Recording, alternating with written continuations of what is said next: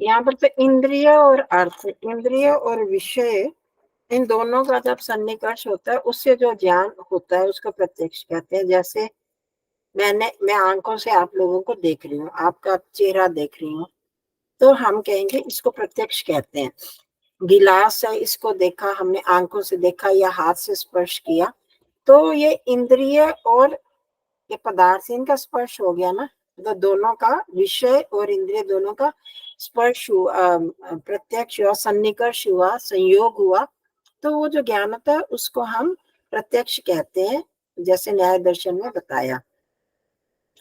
पर वहां पर सांख्य दर्शन में सीधा उन्होंने इंद्रिय और अर्थ नहीं बोला, जहां पर दोनों का, ये किताब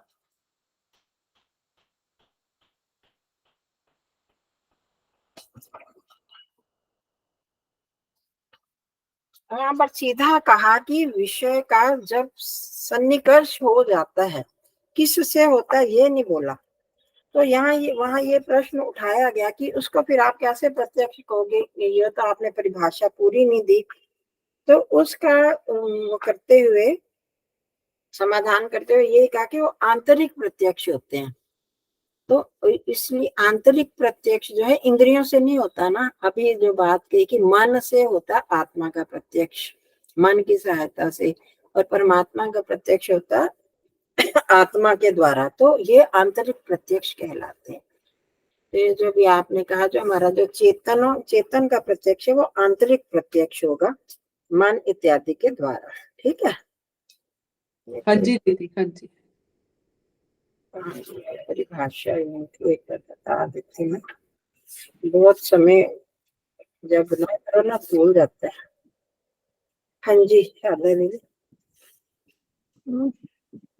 कल आप पवर्ग का बता रहे थे ना, तो ब का छूट गया था। बंधन, बंधन। अच्छा, आपने, धन्यवाद। हाँ याद नहीं। हाँ ठीक है, आपने पूछ लिया। ब का बंधन, बंधन भी नहीं रहता अपवर्ग में। ठीक है,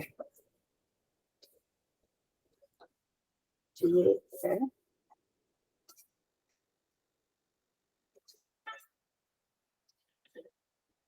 चलो इसको फिर करें, टाइम नहीं वेस्ट करते, दिमाग से। आपको याद ये पुष्पलता जी, आपको याद है वो सांख्य दर्शन का प्रत्यक्ष किसे कहते हैं, पहला शब्द?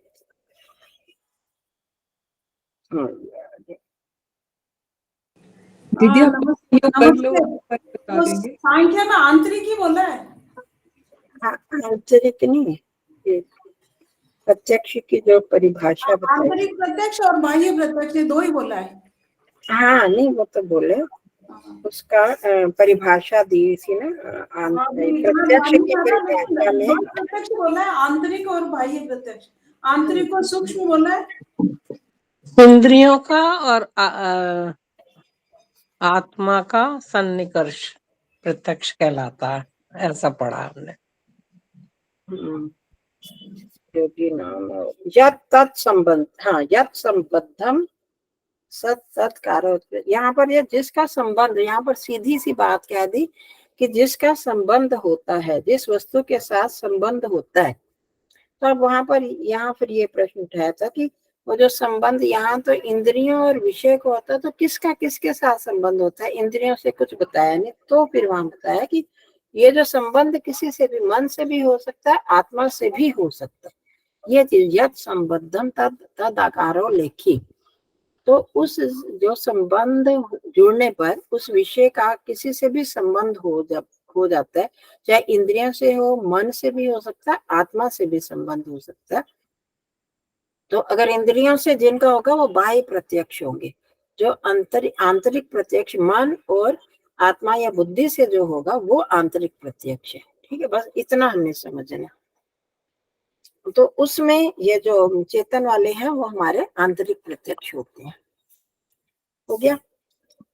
तो अब हम बात कर रहे थे कि अब दृष्टा कौन है? दृष्टा जो प्रत्यक्ष करने वाला है वो दृष्टा हो गया ना, जो प्रत्यक्ष करता है।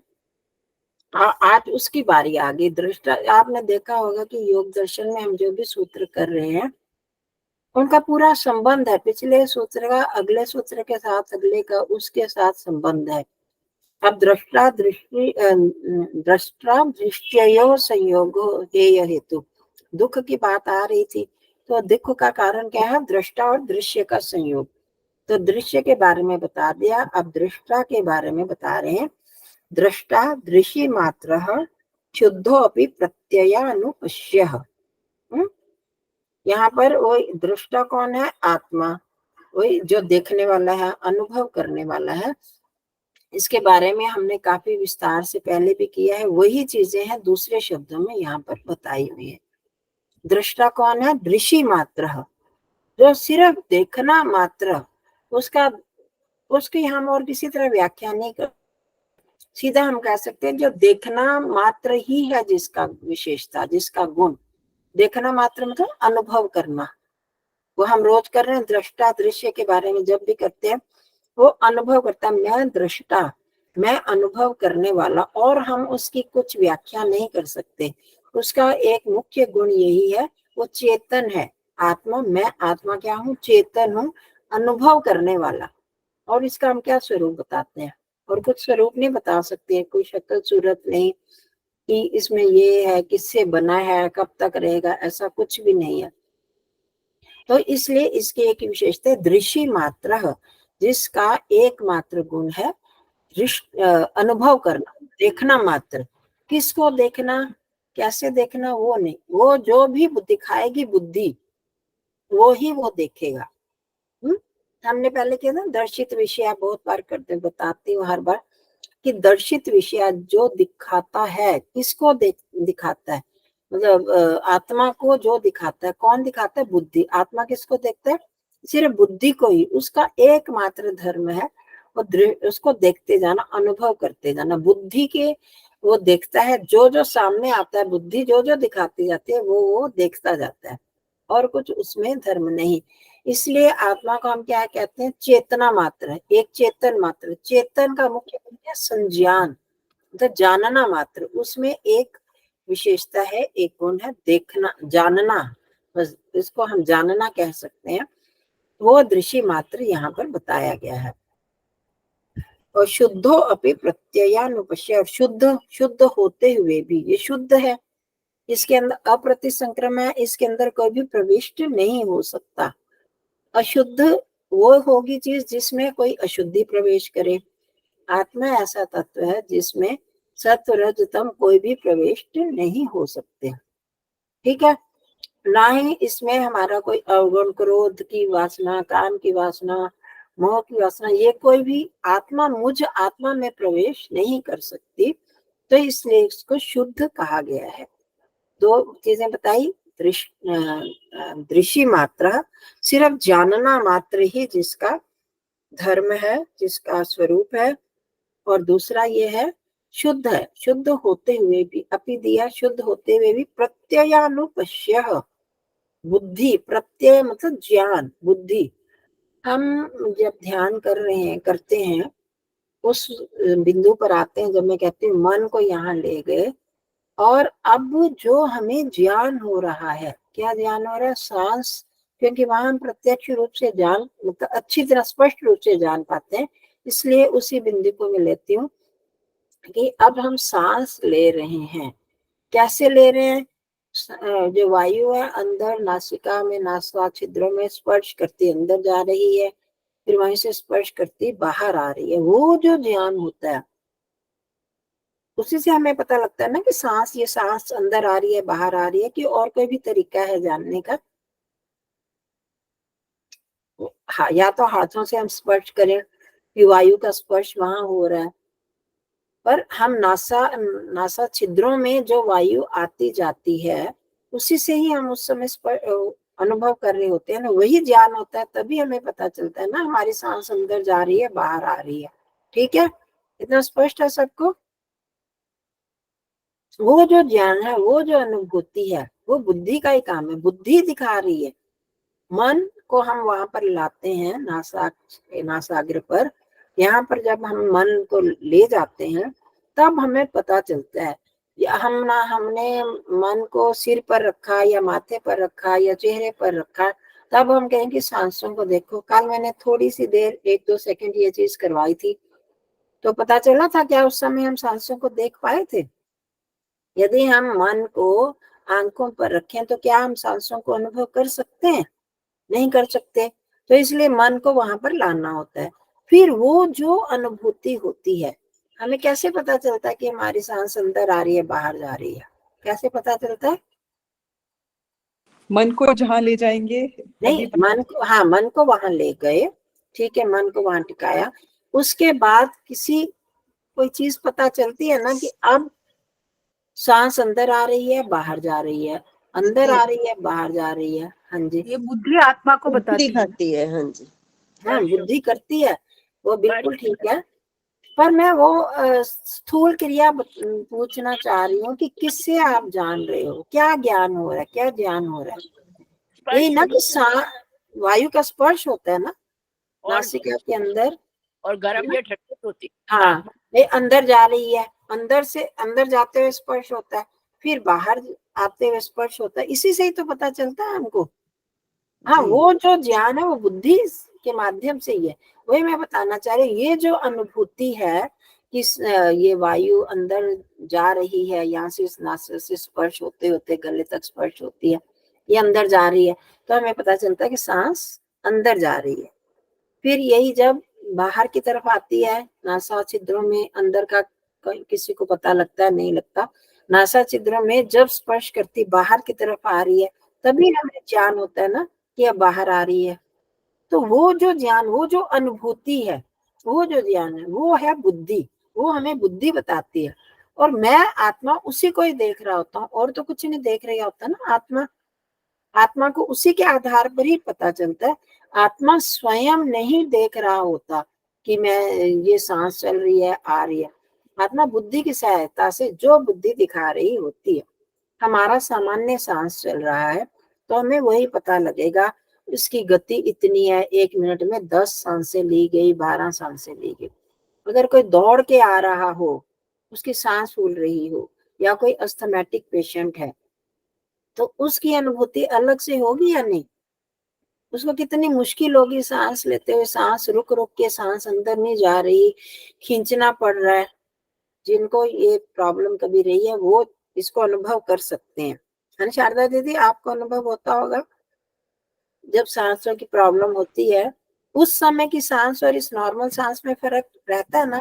अब आपको उस समय जो तकलीफ है वो ही बता रही है, बुद्धि को वही ज्ञान हो रहा है, तो उस समय आत्मा वही ज्ञान करती है ना जो बुद्धि बता जो रही बुद्धि बता रही है। तो ये हमने समझना है कि आत्मा अलग से नहीं कुछ जानता, वो सिर्फ बुद्धि वाला ही जो बुद्धि दिखाती है, अनुपश्य है, उसके पीछे पीछे ही देखता है, डायरेक्ट आत्मा नहीं देखता। इसी को हमने पहले देखा था, दर्शित विषया। आत्मा चिति शक्ति कैसी है? जो इसको बुद्धि दिखाती है ये वही देखती है, ठीक है।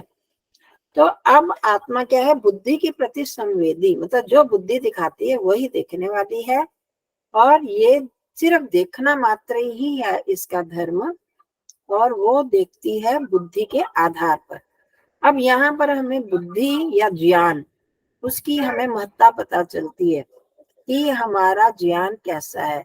अगर शुद्ध ज्ञान है या अशुद्ध ज्ञान है, जैसा हमारा ज्ञान होगा, मैं आत्मा वैसा ही करूंगी, और वैसा समझते हुए उसी रास्ते पर हम चलेंगे।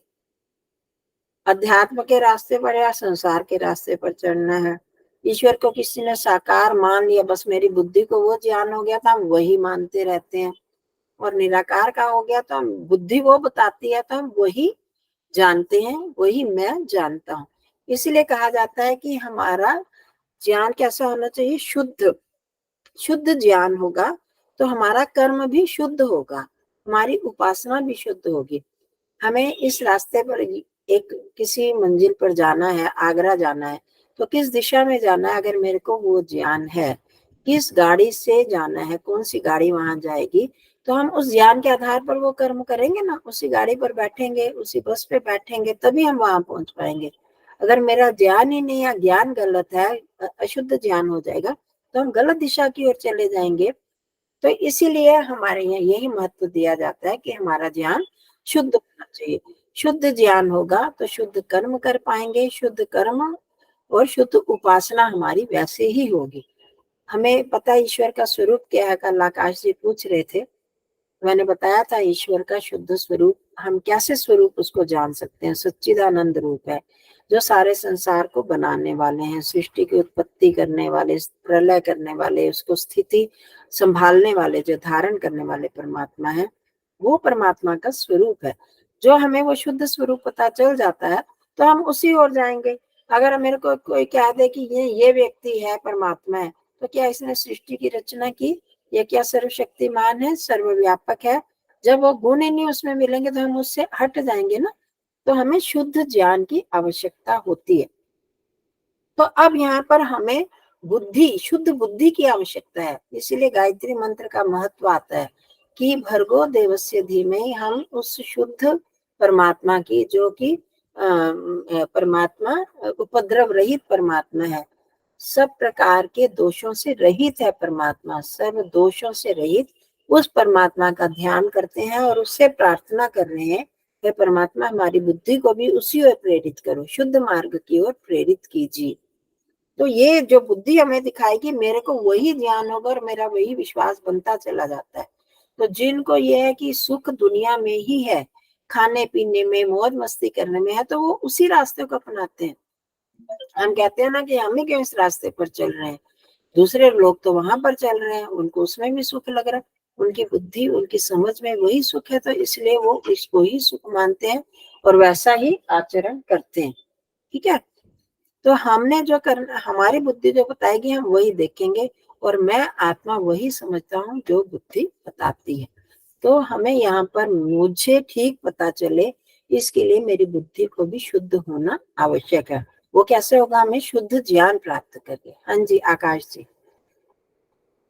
दीदी हाँ जी, अभी आपने कहा गायत्री मंत्र, तो गायत्री मंत्र का हमें जाप करना चाहिए, वो इसमें दिक्कत तो नहीं? हाँ कोई दिक्कत नहीं, पर उसमें भी वही समस्या आ जाएगी, खाली जप करने से नहीं, हाँ, जप के साथ साथ हमें उनके अर्थों को भी लेना है। ठीक है दीदी कहीं कहीं पर ये हमको बताया गया, हमने सुना है कि पुष्कर में जब गायत्री की वहां पर जो रचना हुई थी, जो भी कुछ हुआ था, तो इसको श्रापित हुआ, इनको श्राप भी दिया गया था। तो गायत्री को जपने किस तरीके से जपना चाहिए, ये आज तक हम नहीं जान पाए। नहीं, देखो गायत्री कौन किसको श्राप दिया? कैसा? गायत्री क्या चीज है? गायत्री, आपको पता है गायत्री छंद होता है, जैसे अनुष्टुप छंद, त्रिष्टुप छंद, श्लोक छंद।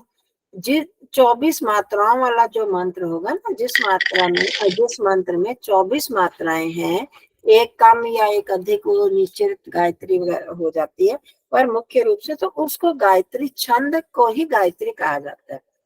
और ये मंत्र भी गायत्री छंद का ही मंत्र है, इसलिए इसको गायत्री नाम हुआ। और इसको गायत्री ये प्रसिद्ध इसलिए हो गया कि इस मंत्र में ईश्वर की स्तुति, प्रार्थना और उपासना, ये तीनों चीजें आ गई। इसका महत्व इसलिए, इसमें सभी जो हम करना चाहते हैं, हम ईश्वर की स्तुति करना चाहते हैं, वो आ गया भूर्भुवः स्वः तत्सवितुर्वरेण्यम। हे परमात्मा, आप हमारे रक्षक, प्राणाधार हो, दुखों को दूर करने वाले, सुख देने वाले, सवितु सारे ब्रह्मांड को उत्पन्न करने वाले, प्रेरणा देने वाले, और वरेण्यम सबसे श्रेष्ठ हो, वरण करने योग्य। ये होगी ईश्वर की स्तुति होगी। ठीक है, उसके बाद आ गया भर्गः देवस्य धीमहि। उस सविता देव के भर्ग का हम धारण करते हैं, भर्ग स्वरूप को। भर्ग का मतलब क्या होता है? उपद्रव रहित जो परमात्मा का स्वरूप है, जो पाप नाशक तेज स्वरूप है, उसको हम धारण करते हैं। जो सर्व दोष रहित स्वरूप है परमात्मा के, उस स्वरूप को हम ध्यान कर रहे हैं।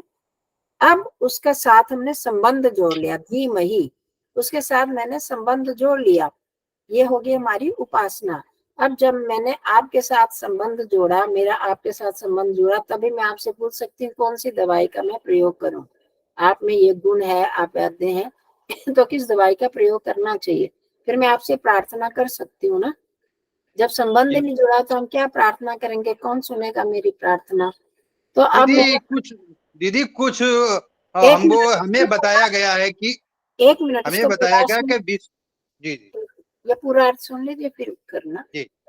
फिर उसके बाद धियो यो न प्रचोदयात, अब ये हम उससे जुड़ गए।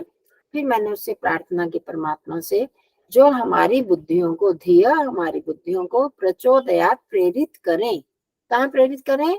वहीं पर जिस रास्ते पर आप शुद्ध स्वरूप हो, तो हम भी शुद्ध बने, हमारी अशुद्धियां दूर करने में हमें प्रेरित कीजिए। ये इसमें तीनों चीजें आगे, स्तुति, उपासना और प्रार्थना। तो इसलिए इस मंत्र का महत्व है और हम इसका जप करने का यहाँ पर विधान किया गया है, लोग कहते हैं, और इसकी महिमा इसीलिए ही है। हाँ जी, अब आप क्या पूछना चाहते हैं? हाँ जी आकाश जी, क्या पूछना चाह रहे हैं? दीदी, विश्वामित्र जी ने जब तपस्या की थी, ऐसा बताया गया हमको, तो उनके द्वारा ही ये सिद्धि हुई, और इसके अतिरिक्त उसकी कोई सिद्धि नहीं कर पाया आज तक। नहीं, तो देखिए जी, हम साधारण ऐसा नहीं है, दीदी, नहीं हम ऐसा, साधारण मानव डेली अगर गायत्री का कितने बार जप करें, चलो वो ठीक है, पुरानी बात छोड़ दी, और कितने बार हम साधारण मानव अगर जप करें डेली, तो हमारे जीवन के लिए सार्थक रहेगा, ये मैं देखिए जानना चाहूंगा। ये 1 एक 2 तो 5 10 11 कितनी मालाएं हम लोग करें? हाँ देखिए, विश्वामित्र वाला जो है, वहां तो विश्वामित्र ऋषि है इस मंत्र के। मंत्र तो दिए गए परमात्मा के द्वारा, आपको पता है वेद, वेद श्रुति कहे जाते हैं। तो सृष्टि के आदि में परमात्मा ने ऋषियों को ज्ञान दिया था, अग्नि, वायु, आदित्य, अंगिरा, इन ऋषियों को इनका ज्ञान दिया, प्रेरणा दी। अब उसके बाद एक एक मंत्र पर किसी किसी ऋषि ने उस मंत्र को साधा है, उस मंत्र पर खूब मनन किया, विवेचना की, इस मंत्र का क्या अर्थ हो सकता है, इस मंत्र में कितनी मात्राएं हैं, इस मंत्र का क्या महत्व है, उसकी गहराई में जब किए तो वो उस मंत्र का ऋषि हो गया। तो विश्वामित्र उसके ऋषि हैं, समझे? उन्होंने कोई और इस तरह से अलग से नहीं कि उन्होंने उसको रचा या प्रकट हुई गायत्री, मंत्र पहले से ही था। उस मंत्र पर उन्होंने मनन, चिंतन, निधि ध्यासन किया, तो वो इस मंत्र के दृष्टा हो गए, ऋषि हो गए, दृष्टा बने, ये उनका वो हो गया। अब हम लोग इसकी महिमा को जानते हुए, यहाँ तो बुद्धि की बात हुई तो गायत्री का प्रसंग आ गया कि हम बुद्धि से जुड़ा हुआ मंत्र है, किस लिए? कि हमें शुद्ध बुद्धि मिले, हम शुद्ध रास्ते पर चलें। तो इसकी हम जितने भी जप कर सकते हैं, पर जप उतना करें इसका मनन करते हुए, इस मंत्रों का, मंत्र में जो जो शब्द हैं उनको जीवन में धारण करते हुए, उन भावों को ग्रहण करते हुए हम करें। चाहे 108 बार करें, चाहे 1000 बार करें, इसमें कोई भी, वो जितना करेंगे उतना ही हमारे मन में अच्छी भावना पैदा होगी, उतनी ही सात्विकता बढ़ेगी बुद्धि में। तो जितना आपके पास आराम से समय है, जितना अच्छी तरह से कर सकते हैं, श्रद्धा पूर्वक, अधिक से अधिक किया जा सकता है, जितना भी, इसमें कोई पाबंदी नहीं है। ठीक है जी, कोई इसमें बंदिश भी नहीं है कि नहा धो के ही ऐसे ही करना है। इस दृष्टि, जितना शुद्ध होके किया जाए अच्छा है, उतना सात्विकता बढ़ती है और मन लगता है। और बाकी जितना आप 108 बार तो कम से कम करना ही चाहिए। ठीक है जी, ठीक है, शंका दूर हुई है आपकी? जी दीदी, हो गई। ठीक।